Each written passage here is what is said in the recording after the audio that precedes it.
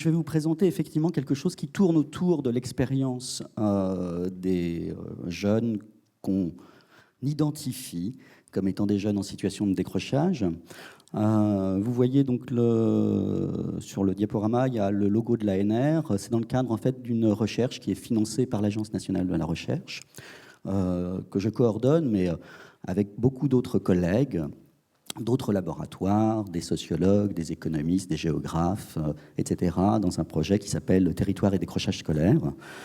Donc moi, je m'occupe plutôt de cette question-là de l'expérience scolaire des jeunes repérés en situation de décrochage scolaire. Alors sur le décrochage, puisque c'est un des thèmes de cette journée, la prévention du décrochage scolaire, il est clair qu'on a besoin de connaître le phénomène pour en faire la prévention. Et de ce point de vue-là, en fait, on a pas mal de connaissances déjà sur ce phénomène, de connaissances qui ont été accumulées par des recherches maintenant parfois anciennes, notamment en provenance d'Amérique du Nord, sur ce que certains appellent des facteurs de risque. Je ne vais pas revenir là-dessus. Les facteurs de risque liés aux individus, à leurs caractéristiques individuelles, aux caractéristiques des jeunes, notamment les caractéristiques de genre, de milieu social, d'acquis scolaires, etc. etc. Alors moins connu peut-être, et là-dessus nous on travaille pas mal, les facteurs de risque en termes de contexte. C'est toute la question des contextes d'établissement, des contextes, question qui a été assez largement finalement abordée déjà ce matin, et qui est une question très très importante, puisqu'on a parlé des contextes d'établissement favorisant la réussite et la persévérance scolaire, mais il faudra aussi peut-être s'interroger sur les contextes d'établissement qui, au contraire, la défavorisent. Mais aussi les contextes territoriaux, les contextes de marché du travail, qui ont certainement aussi un impact sur le phénomène de rupture scolaire. On sait aussi beaucoup de choses maintenant sur les processus. On sait en particulier que ces processus qui amènent à quitter le système éducatif sans diplôme ou sans qualification sont des processus finalement parfois longs, pas toujours, mais parfois longs, qu'on peut faire remonter au début de la scolarité, voire même à la scolarité préélémentaire. Et évidemment, cette connaissance des processus est un préalable absolument indispensable à une optique de prévention du risque de décrochage scolaire. C'est ce qui a fait notamment apparaître l'importance, par exemple, des acquisitions scolaires dans ce processus, et donc l'importance de prévenir le décrochage par un travail sur ces acquis scolaires. Voilà, mais tout cela est, un peu désincarné. Et ce qui nous intéressait là, dans le cadre de cette recherche, c'était d'aller voir un petit peu ce qu'en disaient les jeunes eux-mêmes, les jeunes concernés, dès lors qu'ils sont identifiés comme étant sortis en décrochage du système scolaire. J'insiste là-dessus, il ne s'agit pas ici, dans notre enquête, d'identifier a priori des jeunes comme étant des jeunes décrocheurs.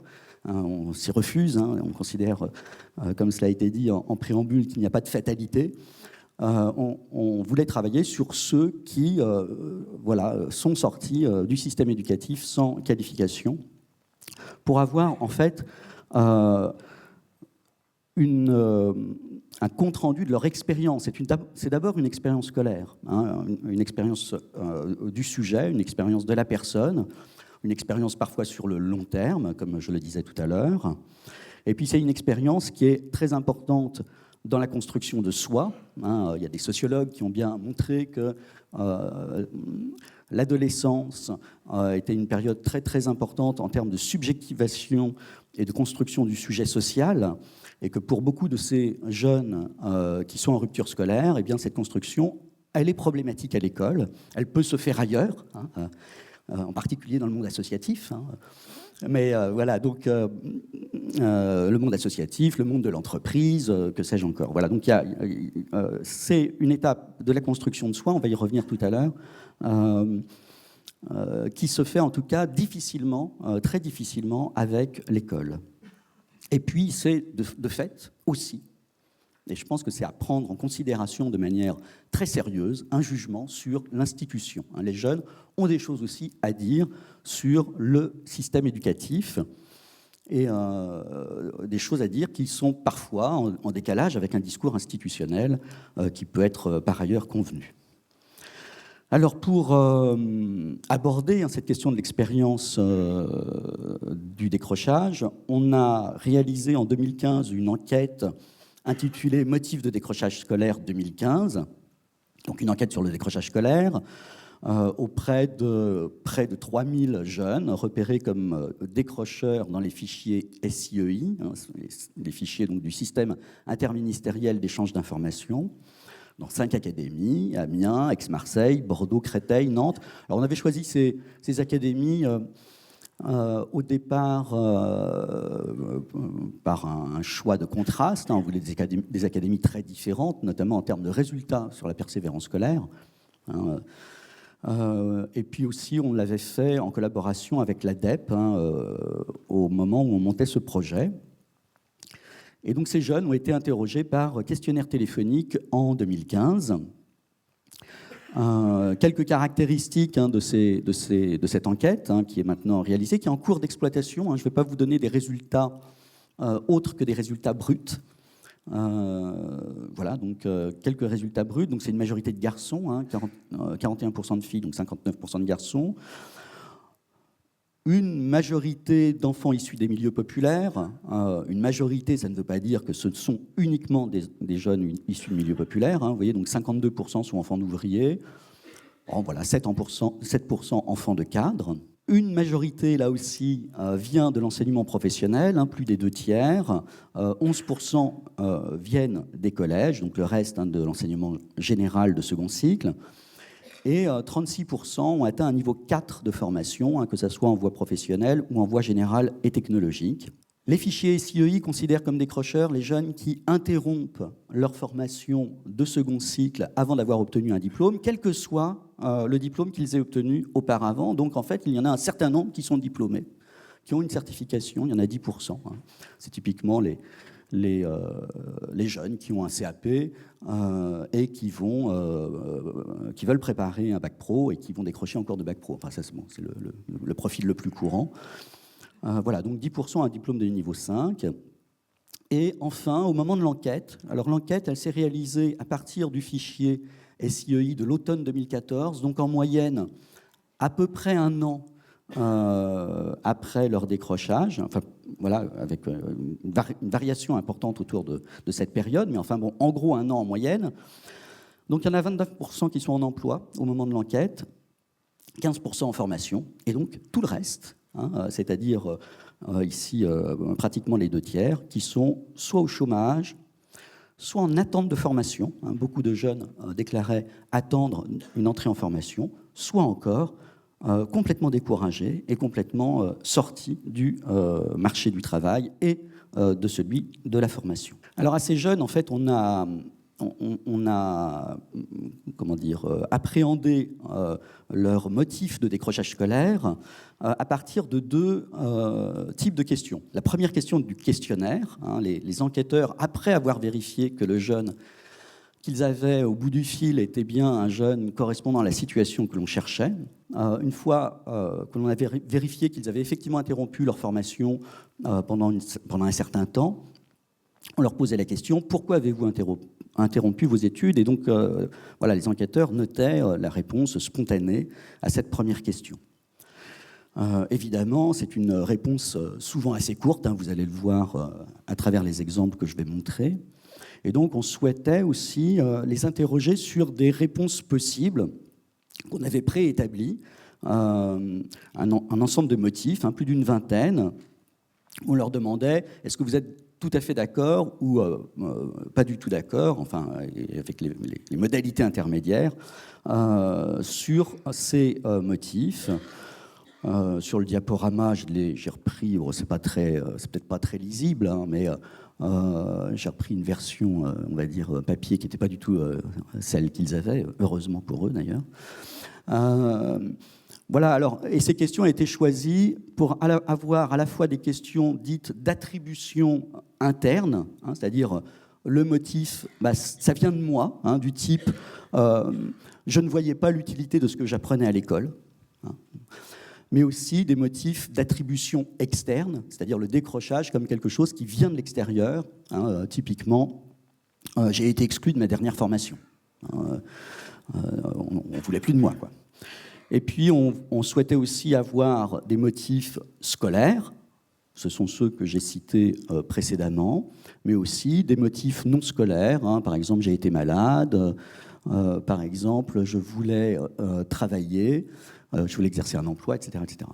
Donc, ce choix, on ne l'a pas fait comme ça au hasard. Hein. On a repris un questionnaire déjà réalisé au Québec sur un échantillon suffisamment important, qu'on a adapté en France et qu'on avait déjà testé dans l'Académie de Nantes 2 ans auparavant. Donc, après ce test, on l'avait modifié de façon à ce que les principaux problèmes qu'on avait eus à ce moment-là puissent être résolus. Et en gros, ça marche bien. Hein, les jeunes répondent assez volontiers à ces items. Ça leur parle, hein, d'une manière générale.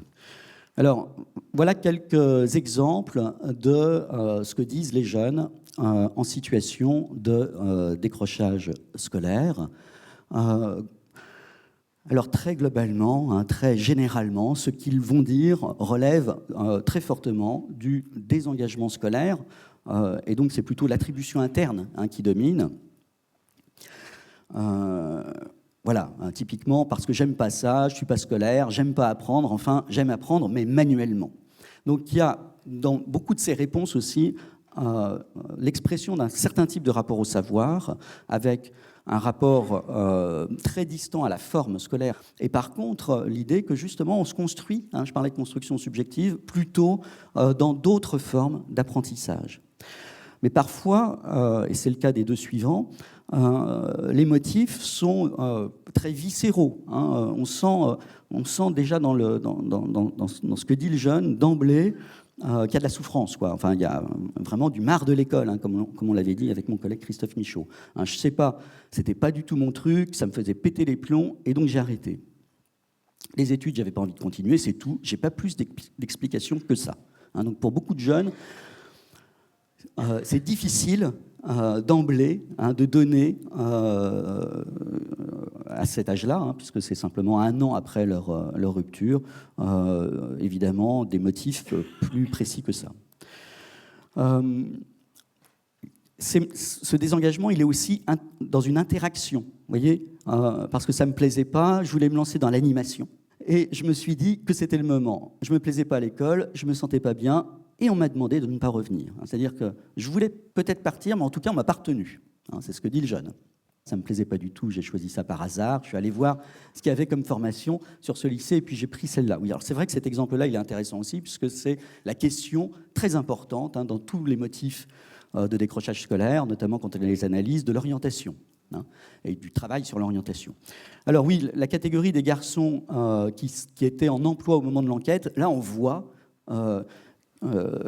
la prééminence des motifs liés à l'emploi. J'avais besoin de trouver un travail directement, parce que l'école, ce n'est pas un truc qui me branche. Je préférais travailler qu'être à l'école. Hein. À l'école, on ne travaille pas. Travailler, c'est en dehors de l'école. Je travaillais trop en dehors des cours. J'avais besoin d'argent. Donc là, il y a véritablement un lien très fort. D'ailleurs, une certaine forme de construction de soi, hein, justement en dehors de l'école, sur laquelle on va revenir après avec les motifs sous forme d'échelle. Une autre catégorie, par exemple, les filles qui décrochent en terminale générale et technologique. Ce qui prédomine, c'est le découragement.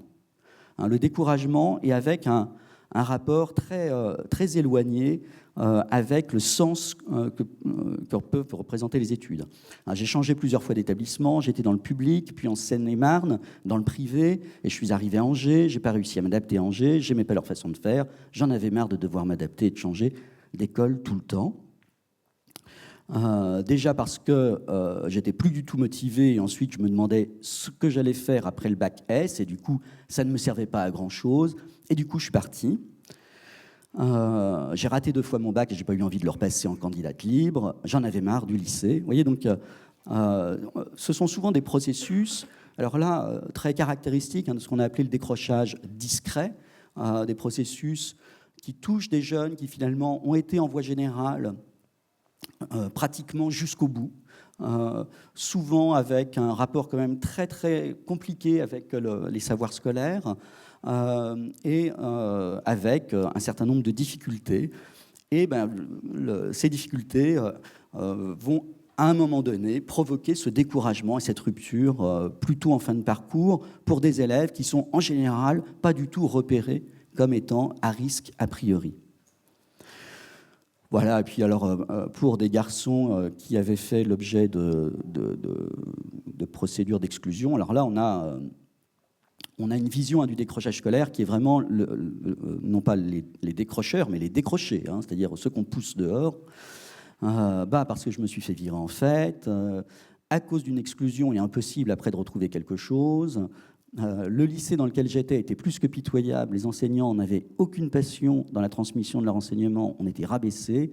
Et j'ai eu des problèmes de santé qui font que j'ai loupé des cours. À mon retour, les profs n'ont pas voulu que je réintègre la formation. Voilà, donc on a ici, à travers justement ce discours sur l'événement de l'exclusion, aussi un point de vue qu'on peut évidemment discuter, qui n'est pas... Qui est le point de vue de ces élèves, mais un point de vue sur l'institution. Alors maintenant, quand on regarde la façon dont les jeunes ont répondu aux items, on obtient les choses suivantes. Donc ça a fait l'objet d'une publication dans un article sur les motifs de décrochage scolaire dans la revue de la DEP, qui s'appelle Éducation et formation, le numéro 90 de mémoire, et qui ne se rapporte qu'à un petit échantillon de l'ensemble de l'enquête, enfin un petit échantillon, l'échantillon de Créteil, de l'Académie de Créteil.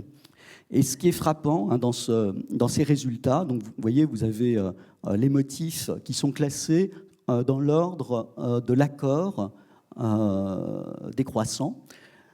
Donc le motif pour lequel il y a le plus d'accords, c'est « je voulais avoir une activité professionnelle ». Et ça alors on s'y attendait parce que le test qu'on avait fait sur Nantes donnait le même résultat. Mais je peux vous dire que quand on l'avait fait à Nantes, on avait été assez surpris, puisqu'on ne s'attendait pas à ce que les motifs d'ordre professionnel soient autant choisis, y compris par des jeunes qui, au préalable, dans la question ouverte, ne parlent pas du tout d'emploi. C'est-à-dire, ils vont plutôt parler de problèmes soit personnels, soit d'exclusion, soit voilà, j'en avais marre de l'école, etc., etc. Mais il y a une espèce de convergence de ces jeunes vers je voulais avoir une activité professionnelle. Alors, convergence, il ne faut pas exagérer, c'est 68% ici. C'est à peu près le même chiffre qu'on avait obtenu pour l'Académie de Nantes.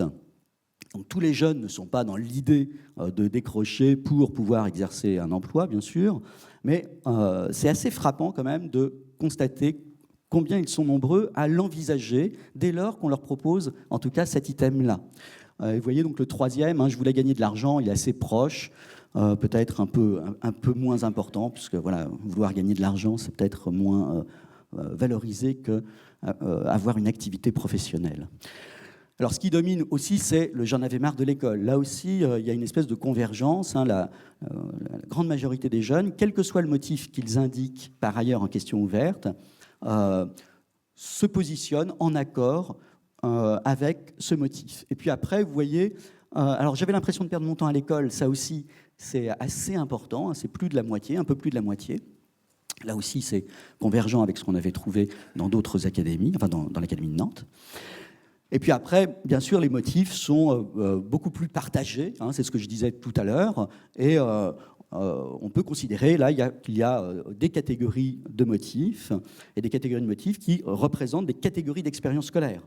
Donc ou des types d'expériences scolaires. Donc sur l'Académie de Créteil, donc là c'est un travail qui est en cours pour le généraliser aux autres académies, on peut distinguer, on va dire, 4 ou 5 types d'expériences qui vont de l'expérience scolaire très très difficile, très douloureuse, repérée par d'autres questions, notamment sur le vécu de la scolarité en primaire. Donc c'est douloureux depuis le début. avec beaucoup de problèmes qui ne sont pas uniquement des problèmes scolaires, qui sont aussi des problèmes de relations aux autres, de relations aux enseignants, etc. Et puis à l'autre extrémité, vous avez des expériences beaucoup plus positives de l'école, où là, on a un certain nombre de jeunes qui disent ne pas se retrouver dans ces motifs-là, mis à part un ou deux, par exemple, je voulais exercer une activité professionnelle ou j'ai eu un accident, j'ai été malade, etc. Voilà, donc il y a un éventail très important de ces expériences, très diverses et très différentes les unes des autres, très fortement liées aussi au niveau de sortie du système éducatif. Les expériences les plus douloureuses sont beaucoup plus fréquentes pour ceux qui sortent au niveau du collège. Les expériences les moins douloureuses sont beaucoup plus importantes pour ceux qui sortent du lycée. Voilà, alors ça va être rapide.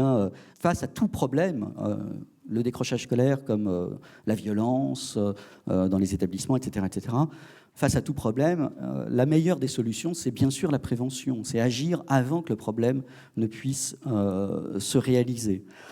La première tendance, c'est de considérer qu'il faut agir sur des publics fragiles. C'est ce qu'on appelle la prévention ciblée. Les travaux de recherche montrent que ça marche très bien, à condition de mettre beaucoup de moyens. Et ça pose, outre les problèmes économiques, mais ça pose aussi les problèmes qu'on connaît bien en France, les problèmes de seuil, c'est-à-dire si un public est ciblé, alors pour le cœur du public, on va être tous d'accord, et puis jusqu'où on va, c'est le fameux problème que pose par exemple l'éducation prioritaire en France. D'où l'idée que la prévention, elle doit d'abord être structurelle. C'est agir sur le fonctionnement général de l'école. C'est là que réside certainement la meilleure source de prévention. Donc ça a été bien dit. Je dirais, voilà, il y a deux choses, me semble-t-il, importantes. Il y a d'une part les pratiques pédagogiques. Donc là, je crois que c'est un point central. Et puis d'autre part, l'organisation même de l'école, et notamment avec l'idée de partenariat, par exemple, dont il a été question tout à l'heure. Alors pour autant, il ne faut pas oublier le reste. C'est-à-dire quand un jeune décroche, il faut aussi des politiques. Et d'ailleurs, sur le plan international, les évaluations montrent que ce sont les pays qui ont une politique globale, une approche complète de la question du décrochage scolaire, qui s'en sortent le mieux. Donc il ne faut pas oublier ça, c'est-à-dire l'intervention quand le jeune est absentéiste et la compensation, ou la remédiation. En France, on dit la remédiation, mais en Europe, on parle de politique de compensation pour parler de ces politiques de seconde chance. Il faut que ces politiques existent. Et dans notre enquête, il y a un petit point d'inquiétude. Sur les 3000 jeunes interrogés, il y en a à peu près 30% qui disent n'avoir rencontré personne ou tout au moins n'avoir eu aucune proposition d'aide. Et voilà, alors vous allez me dire 70% qui ont quand même sont vus proposer quelque chose, mais voilà, il y a une part des jeunes en décrochage scolaire qui sont aujourd'hui, ou qui, on peut supposer qu'ils le sont encore aujourd'hui, ça c'est l'enquête de 2015, mais voilà, qui sont dans la nature, qui ne sont pas accompagnés, etc. etc. Je pense qu'agir, c'est forcément faire référence à des acteurs. Je voudrais insister sur le fait que le principal acteur dans cette affaire-là, c'est l'élève. Donc c'est l'engagement de l'élève, son estime de soi, qui est souvent très dégradée pour les jeunes en situation de décrochage scolaire, et son sentiment d'efficacité personnelle. Je pense que pour conclure, on pourrait se dire, finalement, tout va bien, le décrochage scolaire diminue. C'est vrai que les chiffres sont là. On a une diminution, une efficacité, je pense, de la mobilisation en France autour de cette question-là depuis un peu moins d'une dizaine d'années. Mais il ne faut pas oublier que le problème est d'autant plus important qu'il diminue. C'est-à-dire la stigmatisation liée à l'absence de qualification et de diplôme est d'autant plus forte que le groupe concerné est minoritaire. Et donc, ce n'est pas parce que on est descendu en dessous des 10% dans l'indicateur européen que la bataille est gagnée pour autant. Voilà, et donc je pense que la lutte contre le décrochage scolaire, de ce point de vue-là, c'est un levier de l'action publique pour une autre forme d'école, plus inclusive, pas forcément donc un bouleversement non plus complet du système à très court terme, mais plutôt pour une évolution vers d'autres principes et une autre convention qui organise l'école et le système éducatif. Voilà, je vous remercie.